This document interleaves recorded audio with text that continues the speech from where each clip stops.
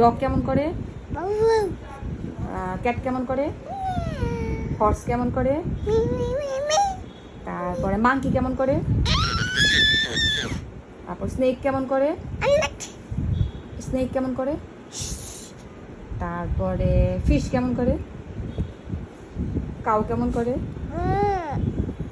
তারপরে ডাক কেমন করে? হেন কেমন করে? পাখি কেমন করে গান গায়? পাখি কেমন করে গান গায়?